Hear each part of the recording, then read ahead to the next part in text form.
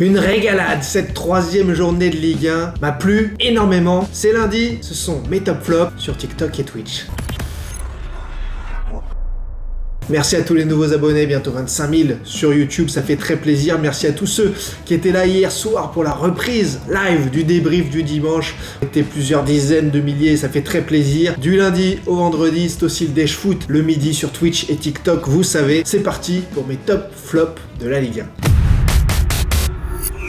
N'hésitez pas d'ailleurs à me donner dans les commentaires, les amis, ce que vous avez pensé de cette troisième journée de Ligue 1. 38 buts au compteur du spectacle. Et d'abord, mon top du week-end, c'est pour moi le plus beau but du week-end. Armand Lorienté. Il a du feu dans les jambes. Sur coup franc, on le sent complètement possédé. L'attaquant, qui serait en partance d'ailleurs du FC Lorient, a mis un boulet de canon dans les buts toulousains de Dupé qui n'a rien pu faire. Côté gardien, une frappe sous la barre rentrante. Bref, tout ce qu'on aime, on kiffe, un but 5 étoiles et ça fait très plaisir de voir ça sur les pelouses de Ligue 1. Dans un match d'ailleurs qui pourrait faire partie de mes tops du week-end, tant ce 2 buts partout entre Toulouse et Lorient, deux équipes invaincues, m'a paru réjouissant. Voilà, c'était frais, ça faisait plaisir. Deux équipes qui jouent au ballon, des Toulousains notamment, qui sont vraiment surprenants dans ce jeu en mouvement, dans cet altruisme permanent qui donne beaucoup d'occasions de but. Donc ça fait très plaisir de voir un match de ce niveau entre deux équipes séduisantes qui vont continuer, je l'espère, à l'être dans ce championnat. Dans mes tops de cette troisième journée de Ligue 1, je voudrais mettre à l'honneur deux gardiens qui m'ont beaucoup plu et qui pour moi montent en puissance. D'abord, Brice Samba, acheté seulement 5 millions d'euros, je dis bien seulement 5 millions d'euros en première ligue. Le RC Lens a encore une fois, dans le recrutement, eu le nez fin. C'est pas faute de vous le dire, depuis des mois et des mois, ils sont bons là-dessus et Brice Samba marque des points. Depuis le début du championnat, il a été encore excellent, décisif dans la victoire large, certes, de Lens sur la pelouse du Stade Louis II, 4-1 à Monaco, ok, mais Brice Samba est là quand il faut. Bonne relance au pied, juste sur sa ligne, des sorties très autoritaires dans les aériennes, et donc eh bien, ce gardien s'affirme d'ores et déjà comme une des valeurs très sûres de cette Ligue 1. Forcément, sa prestation à Louis II eh bien, m'a plu, m'a conquis et m'a obligé à le mettre dans les tops du week-end. Vous verrez dans mes flops que l'AS Monaco, forcément, il figure, parce que là, c'est pas possible. Je vous parlais d'un autre gardien qui, lui aussi, me plaît. Il part de beaucoup plus loin, il avait beaucoup moins la cote. Il a quitté le Paris Saint-Germain petit, sur quelques phrases, qu'il s'appelle Moridio. Il est à Clermont. Clermont a battu Nice. Clermont reste sur 2 victoires d'affilée après la gifle face au PSG, logique. Clermont joue toujours aussi bien au ballon et s'est découvert une muraille derrière sur les quelques occasions niçoises. Il était là, bien là. Il prend de la place dans le but. Il est intelligent aussi dans les relances au pied. Moridio marque des points lui aussi et je le trouve très intéressant. Il apporte une sérénité à cette défense clermontoise qui parfois a pu avoir quelques trous d'air la saison dernière. L'arrivée de Moridio fait du bien et c'est pour ça que je le mets dans mes tops du week-end. La victoire de Clermont face à Nice 1-0. J'aurais pu mettre Cham, j'aurais pu mettre Alevina, j'aurais pu mettre Andrich à nouveau, mais je l'avais mis le week-end dernier. Ils ont été plutôt brillants, mais il n'y a eu qu'un seul but sur la pelouse du Gabriel Montpied. Donc c'est Moridio que je mets en avant aujourd'hui. N'hésitez pas à me dire dans les commentaires, vous aussi bien sûr, vos tops du week-end. J'en ai d'autres à vous parler. Autre top, cette fois un match à l'extérieur, à Angers. C'est Youssef Belaïli, l'Algérien, qui a brillé. Parfois, je le trouve trop individualiste. Parfois, j'exige de meilleurs choix de sa part. Cette fois, il a été brillant, 2 passes décisives, un but.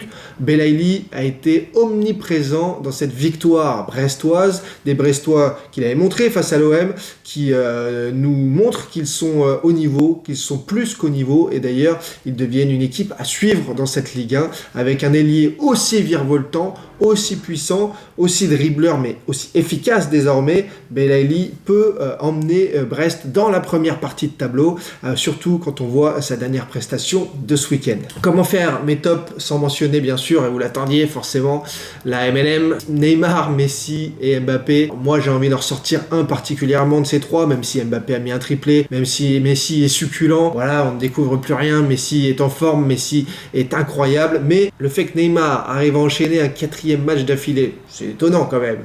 Un 4e match à un tel niveau, il faut le souligner. Neymar en est aujourd'hui à 3 matchs de Ligue 1, meilleur buteur, meilleur passeur. 5 buts, 6 passes décisives. Et si on rajoute le trophée des champions, il en est à 7 buts, 6 passes décisives. Voilà, c'est stratosphérique. Neymar est le dépositaire du jeu. Il cherche souvent Messi. Il envoie en profondeur Mbappé. Il court partout. Il est même au pressing. Il défend. Comme quoi, c'est possible.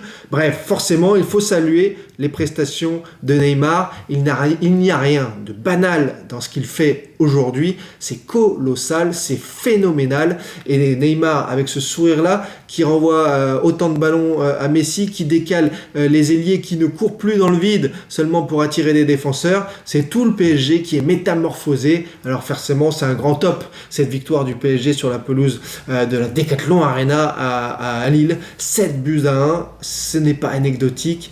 Oui, ce n'est qu'un match. Oui, il ne faut pas avoir la mémoire courte, mais forcément, c'était un grand spectacle collectif, et c'est nouveau à Paris, à souligner, avec des défenseurs qui compensent les montées, avec des milieux de terrain, Vitinha et Verratti au four et au moulin. Il n'y a pas eu de flop dans ce match côté PSG, uniquement des tops, et c'était à souligner. Dites-moi donc, vous, dans les commentaires, quels joueurs aussi vous sortez du lot dans cette troisième journée de Ligue 1. Peut-être que des Lyonnais me sortiront la deuxième période de TT, mais je ne l'ai pas trouvé assez constant sur 90 minutes, moi, pour l'inclure là-dedans. Peut-être que d'autres joueurs vous ont beaucoup plu, notamment Terrier, buteur avec Rennes. Alors mettez-le moi dans les commentaires.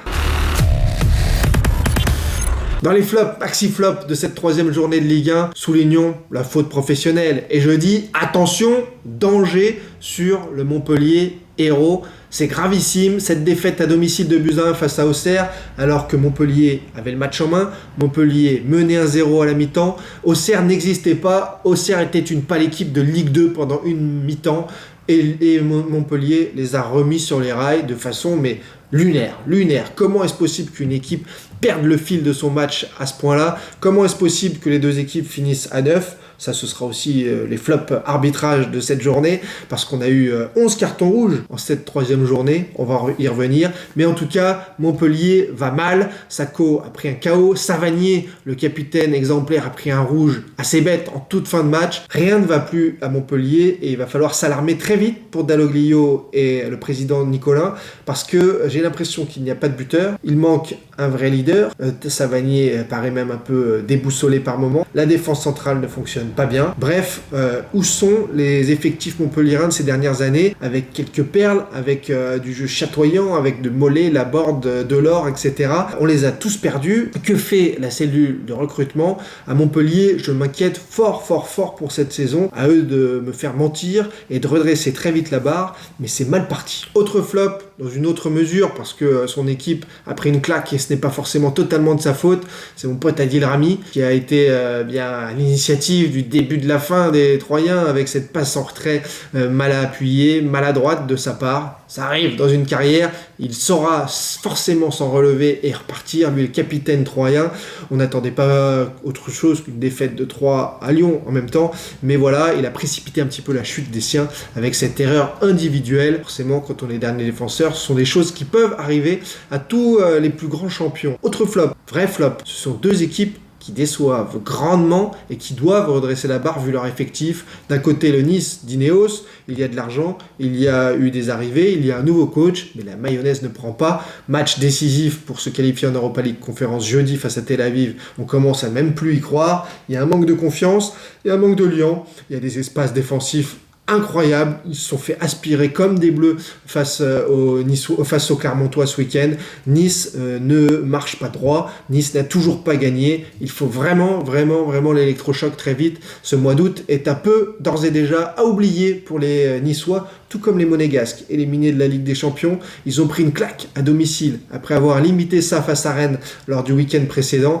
1 point pris en 2 matchs à domicile, c'est impossible, inimaginable. Les Monégasques n'ont toujours pas en effet compensé le départ de Tchouaméni, mais quand même, les nouvelles recrues ne sont pas encore au niveau. Matsumino, le japonais, Mbolo concède un penalty, même s'il pèse beaucoup devant, ce n'est pas encore assez. Monaco fait partie des flops de cette journée. Monaco doit faire beaucoup mieux et tenir au moins la dragée haute aux Lensois. Alors oui, l'entraîneur Clément a dit qu'au vu du nombre d'occasions, ça aurait pu être un match nul. Enfin, à l'arrivée, c'est 4-1, c'est 3 buts d'écart. c'est clair, net, sans bavure, et Monaco doit réagir très vite. Monaco mérite autre chose avec cet effectif. Il y a beaucoup de joueurs qui ont beaucoup de talent, mais pour l'instant, la partition n'est pas bonne. Le chef d'orchestre, où est-il? Et on ne voit pas une équipe qui joue correctement ensemble. C'est uniquement par à-coup. Ça manque parfois de qualité aussi technique, des erreurs que l'on ne voyait pas ces 6 derniers mois. Monaco, qui avait fini le championnat, mais vraiment en rouleau compresseur, n'est absolument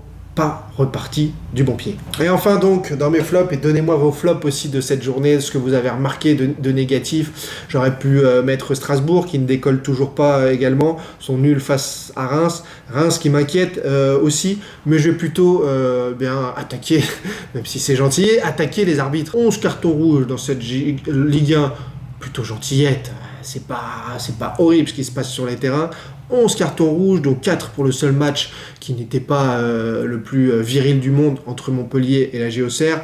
Mollo, ok, il y a des nouvelles directives, ok, ils sont notés les arbitres, mais je crois qu'on peut peut-être faire preuve d'un petit peu plus de psychologie quand on pénalise des équipes aux effectifs légers, comme Auxerre à ce point-là, comme TJ Savanier, oui, qui commet une maladresse de fin de match, la fatigue, il tacle un peu par derrière, le joueur d'Auxerre se positionne bien pour protéger son ballon. Savanier s'excuse tout de suite, sait qu'il a fait une maladresse. Vous pouvez peut-être faire preuve d'un tout petit peu de clémence. Eh bien non, c'était rouge, le 4e du match.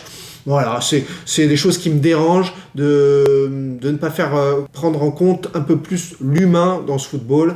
Les joueurs en sortiraient plus satisfaits, les arbitres un petit peu plus respectés. Là, il y avait un petit côté gendarmerie ce week-end qui m'a agacé dans cette Ligue 1. 11 cartons rouges, c'est trop quand même. À vous de me dire, en tout cas, quelle équipe, quel joueur vous a particulièrement déçu dans cette 3e journée. Tous les lundis sur YouTube et TikTok, en version plus courte, vous aurez donc mes tops et les flops de la journée. Voilà pour ce nouveau rendez-vous sur mes chaînes. À très vite les amis, merci pour les likes, les partages, ceux qui commentent et tous ceux qui sont là au rendez-vous des lives, le Dash Foot tous les midi et demi, 14h, TikTok et Twitch, et le débrief du dimanche, le grand rendez-vous du dimanche soir. Merci les passionnés.